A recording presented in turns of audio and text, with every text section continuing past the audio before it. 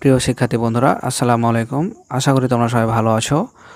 তো আজকে আমি তোমাদের অষ্টম শ্রেণীর 11 পৃষ্ঠার যে প্রথম অধ্যায়ের যে প্যাটার্ন অধ্যায়ের যে 10 নম্বর প্রশ্নটা রয়েছে সৃজনশীল প্রশ্ন, আজকে আমি সেটা সমাধান করাবো। তো চলে যাই, শুরু করা যাক। তো তোমরা 10 নম্বর প্রশ্ন দেখতে পাচ্ছ, যেখানে একটি সৃজনশীল দেওয়া আছে যে দিয়াশলাইয়ের কাঠি দিয়ে নিচের ত্রিভুজগুলোর প্যাটার্ন তৈরি করা হয়েছে। মানে এখানে দিয়াশলাইয়ের কাঠি বলতে বোঝাচ্ছে যে এই যে দাগগালা আছে সেগুলো একটা উদাহরণস্বরূপ এগুলো দিয়াশলাইয়ের কাঠি হিসেবে ব্যবহার করেছে জিনিসগুলা। আসলে এটা হচ্ছে একটা ত্রিভুজ। তো দেখতে পাচ্ছ দিয়াশলাইয়ের কাঠি দিয়ে নিচে ত্রিভুজগুলোর প্যাটার্ন তৈরি করা হয়েছে। এখন তিনটা তোমার ত্রিভুজের ত্রিভুজগুলো দিয়ে চিত্রগুলো আঁকা হয়েছে। দেখো, এটা হচ্ছে প্রথম চিত্র, এটা হচ্ছে দ্বিতীয় চিত্র এবং এটা হচ্ছে তৃতীয় চিত্র, এবং এটা হচ্ছে ত্রিভুজ। ঠিক আছে, তো চলো দেখা যাক এখন ক নাম্বার প্রশ্নে কি প্রশ্নটা দেওয়া আছে। তো এখন ক নাম্বার প্রশ্নে দেওয়া আছে চতুর্থ চিত্রে দিয়াশলাইয়ের কাঠির সংখ্যা বের করো। চতুর্থ চিত্রে দিয়াশলাইয়ের কাঠির সংখ্যা বের করো। তো চতুর্থ চিত্রটা আসলে কীরকম সেটা আগে আমরা বুঝি। তো দেখো, এখানে প্রথম চিত্রে প্রথম যে ত্রিভুজটা আছে তাতে কিন্তু কাঠি বলো বা দাগ বলো আছে কিন্তু একটা, দুটা, তিনটা। তো দেখো এখানে কিন্তু দ্বিতীয় চিত্রে কিন্তু প্রথম চিত্রে তিনটা আছে, এখানে কিন্তু ছটা হওয়ার কথা ছিল, কিন্তু আসলে একটু গভীরভাবে খেয়াল করলে বুঝতে পারবো তোমরা যে দেখো এ দাগটাই কিন্তু অপর চিত্রতে ব্যবহার করা হয়েছে, যার কারণে কিন্তু ছটা দাগ নাই, আছে পাঁচটা। মানে দুটা চিত্রে বা দুটা ত্রিভুজে কিন্তু ছয়টা হওয়ার কথা ছিল, কিন্তু যেহেতু এই মিডিলের দাগটা ব্যবহার করা হয়েছে এজন্য দাগ হয়েছে বা দিয়াশলাইয়ের কাঠি হয়েছে পাঁচটা। তার মানে দেখো প্রথম চিত্র থেকে দ্বিতীয় চিত্র পার্থক্য হচ্ছে 2, অর্থাৎ এটাতে ছিল 3টা এবং এটাতে আছে 5টা। তাহলে পার্থক্য কত হলো? 2টা। তাহলে প্রথম চিত্রে হলো 3টা, দ্বিতীয় চিত্রে হলো 5টা এবং তৃতীয় চিত্রে তাহলে আর 2টা বাড়বে, দিয়ে হবে 5টা, 2 হবে 7টা। তাহলে একটা জিনিস এখন খেয়াল করো যে তোমাকে জিজ্ঞাসা করেছে যে চতুর্থ চিত্রে দিয়াশলাইয়ের কাঠির সংখ্যা বের করো। অর্থাৎ ত্রিভুজগুলো দেখো, একটা প্রথম চিত্রে আছে সোজা ত্রিভুজ, দেখো দ্বিতীয় চিত্রে প্রথমে সোজা ত্রিভুজ করা ছিল, তারপরে কিন্তু আবার উল্টা ত্রিভুজ আঁকা হয়েছে। ঠিক আছে, তাহলে দেখো প্রথমটা ছিল সোজা চিত্র, সোজা, এই দ্বিতীয় ক্ষেত্রে দেখো এখানে সোজা আছে, তারপরে কিন্তু এই দাগটা মিলে কিন্তু একটা উল্টা ত্রিভুজ আঁকা আছে। তৃতীয় চিত্রটাতে দেখো একটা আছে সোজা, তারপর দেখো একটা আছে উল্টা, তারপর আবার ওই দাগ দিয়ে আবার আছে একটা সোজা, অর্থাৎ এখানে কিন্তু 3টা ত্রিভুজ আছে। তাহলে পরের চিত্রেতে কী হবে যে এই দাগটার সাথে মিলে কিন্তু আর একটা ত্রিভুজ আঁকতে হবে, তাহলে সেই চিত্রটা হবে চতুর্থ চিত্র। অর্থাৎ ত্রিভুজের এটা হবে এ বরাবর করে যে এ বরাবর হবে। ঠিক আছে, এ বরাবর যে এ বরাবর হয়ে তাহলে সেটা হবে তখন চতুর্থ চিত্র। তো দেখো আমি এটা বাস্তবে তোমাদের রূপটা দেখাচ্ছি খাতাতে। তো তোমরা দেখতে পাচ্ছ এখানে 10 নম্বর কয়ের সমাধানটা দেখতে পাচ্ছ। এখানে দেখো যে চিত্রটা দেখো যে এ বরাবর তোমাদের বইয়ে তৃতীয় চিত্র পর্যন্ত ছিল, তাহলে চিত্রটা আরেকটা উল্টা ত্রিভুজ হয়ে দেখো এখানে কিন্তু এই চিত্রটা এরকমভাবে হলো। তো আমি চিত্রটা ভালোভাবে দেখে নাও, তাহলে বুঝতে পারবে যে পরের চিত্রটা কীরকম হবে। এ বরাবর বইয়ে তৃতীয় চিত্রটা ছিল, তাহলে পরের চিত্রটা দেখো উল্টা দিকে আরেকটা ত্রিভুজ হলো, তাহলে কিন্তু সেই পরের চিত্রটা হয়ে গেল।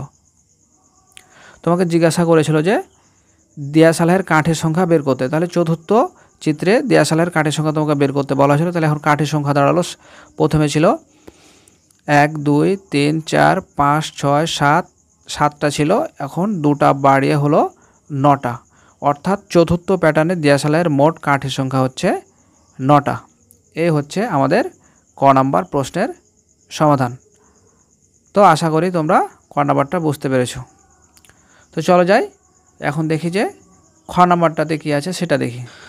তো তোমরা খ নাম্বারে দেখতে পাচ্ছ এখানে খ নাম্বার সমাধান। আগে প্রশ্নটা দেখি যে আসলে খ নাম্বারের প্রশ্নটা কি করা আছে। তো দেখো খ নাম্বারের প্রশ্ন করা হয়েছে প্যাটার্নটির পরবর্তী সংখ্যাটি কিভাবে বের করবে তা ব্যাখ্যা করো।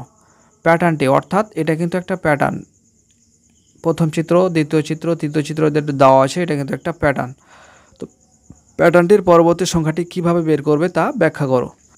সেটার জন্য আসলে একটা ব্যাখ্যা করা দরকার হবে। তো চলো যে আমরা শুরু করি। তো দেখতে পাচ্ছ খ নাম্বার সমাধান। তাহলে এখানে অর্থাৎ চিত্রে দেখো, প্রথম চিত্রে কাঠের সংখ্যা ছিল 3টি।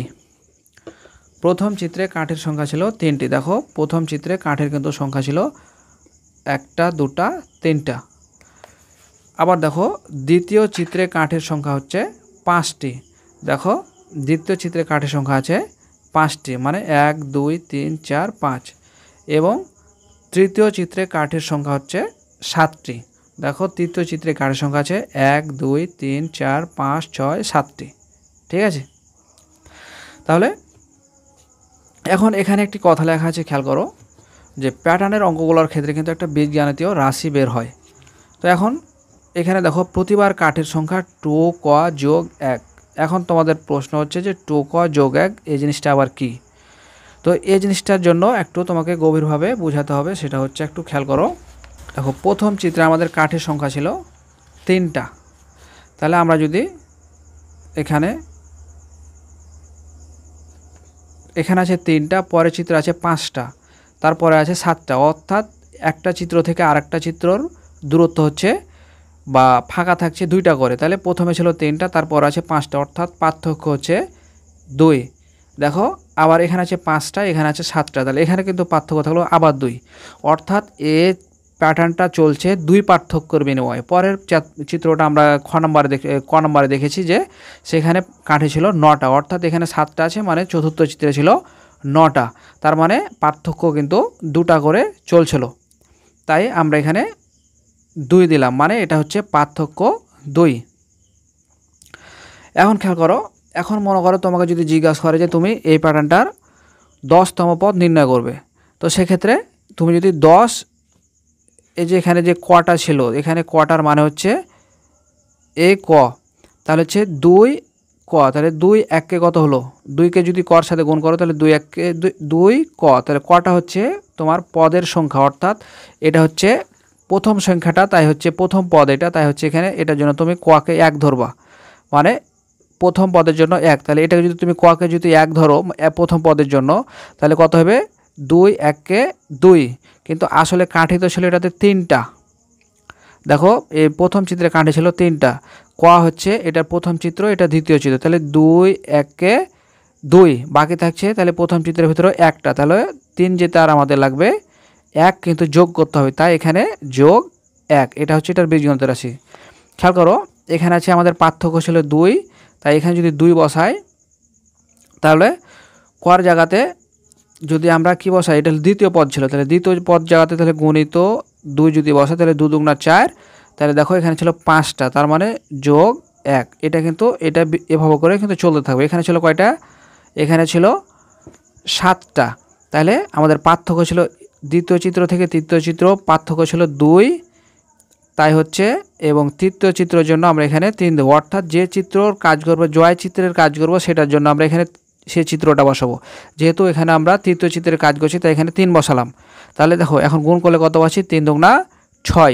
এখানে কাঠের সংখ্যা ছিল 7টা, তার মানে এই 7টা যেতে আমাদের লাগবে এখন 1 যদি যোগ করি তাহলে কিন্তু পাওয়া যাবে। তো খেয়াল করো এখানে 2 এই 3টা কি? 3টা হচ্ছে প্রত্যেকটা পদ, অর্থাৎ তৃতীয় পদের জন্য আমরা এখানে 3 লিখেছি, দ্বিতীয় পদের জন্য আমরা এখানে 2 লিখেছি, এবং প্রথম পদের জন্য আমরা এখানে কর জায়গাতে আমরা কি ব্যবহার করব? এখানে 1টা ব্যবহার করব। ঠিক আছে।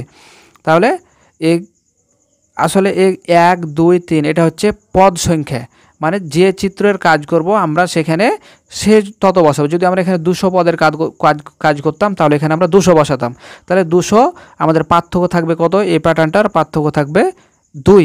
তাহলে 200-র সাথে আমরা 2 যোগ গুণ করব, তাহলে আমরা পাবো 400, তখন যোগ 1।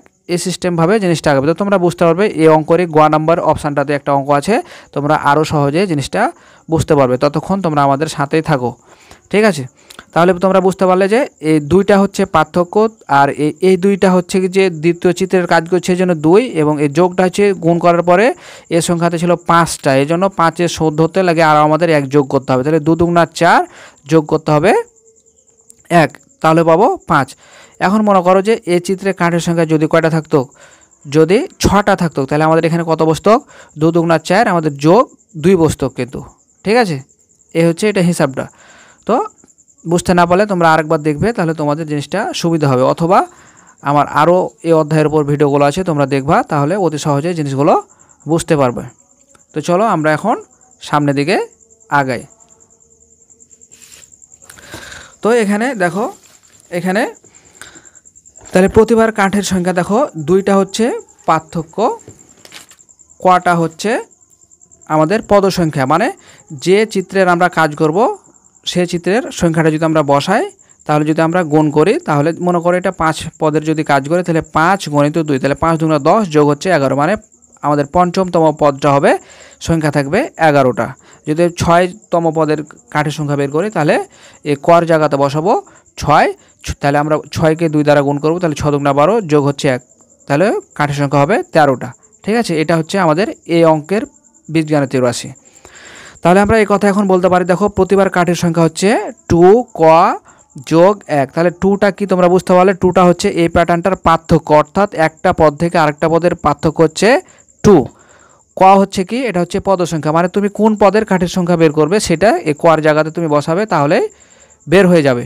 এবং যোগ হচ্ছে ওর 7 ধরতে লেগে তোমাকে কিন্তু 1 যোগ করতে হবে, এটাই হচ্ছে এটার বীজগাণিতীয় রাশি। তাহলে হচ্ছে দেখো এই প্যাটার্নটির বীজগাণিতীয় রাশি হচ্ছে 2 ক যোগ হচ্ছে 1, অর্থাৎ ক এর মান 4 বসিয়ে পরবর্তী সংখ্যাটি বের করতে হবে, অর্থাৎ ক এর মান 4 বসিয়ে পরবর্তী সংখ্যাটি বের করতে হবে। যেহেতু আমাদের তৃতীয় চিত্র পর্যন্ত বই দেওয়া ছিল, তাহলে কর জায়গাতে যদি আমরা 4 বসাই, তাহলে কিন্তু পরবর্তী চিত্রতে কয়টি সংখ্যা থাকবে, তাহলে কিন্তু সেটা বেরিয়ে যাবে। ঠিক আছে, মানে পরবর্তী চিত্রটি কাঠের সংখ্যা হবে, দেখো কর জায়গাতে আমরা 4 বসাই, তাহলে 4 দুগুণা 8 যোগ হচ্ছে 1, অর্থাৎ আমাদের পরবর্তী চিত্রের কাঠের সংখ্যা হবে 9টি। এটা খুব সহজে মুখে মুখে বলে দেওয়া যাবে। তো চলে যাই, এবার গ নাম্বারটা আমরা একটু দেখি, তাহলে আমাদের আর একটু সুবিধা হবে। তো তোমরা দেখতে পাচ্ছ তোমাদের গ নাম্বার প্রশ্নে দেওয়া আছে যে শততম প্যাটার্ন তৈরিতে কতগুলো দেয়াশালের কাঠের প্রয়োজন। তাহলে এই অঙ্কটার ক্ষেত্রে আমাদের বীজগাণিতীয় রাশি ছিল কি 2 ক যোগ হচ্ছে 1। তাহলে আমাদের খুব সহজে আমরা এখন জিনিসটা বের করতে পারবো যে শততম প্যাটার্ন, শততম বলতে কত বোঝাচ্ছে এখানে, শততমটা হচ্ছে বাংলা, তাহলে বাংলা হচ্ছে, আর গণিতে যদি আমরা লিখতে যাই বা অঙ্কতে লিখতে যাই, তাহলে কী হবে, শত মানে হচ্ছে 100। তাহলে 100তম প্যাটার্ন তৈরিতে কতগুলো দেয়াশালের কাঠের প্রয়োজন, আমরা সহজেই কর জায়গাতে 100 বসাবো, তাহলে কিন্তু বের হয়ে যাবে। দেখো এখানে শততম বলেছে, যদি 80তম বলতো তাহলে আমরা কর জায়গাতে 80টা। ঘ নম্বর সমাধান, দেখো শততম প্যাটার্ন তৈরিতে প্রয়োজনীয় কাঠের সংখ্যা, অর্থাৎ আমাদের রাশিটা কী ছিল, বীজগণিত রাশি কী ছিল, 2 ক, 100টা হচ্ছে কি 100তম পদের আমাদের গ নম্বরে চেয়েছে, জন্য কর জায়গাতে আমরা 100 বসাচ্ছি। ঠিক আছে, যদি কর জায়গাতে 80তম বলতো তাহলে আমরা কি বসাতাম, এই যেখানে 80 বসাতাম।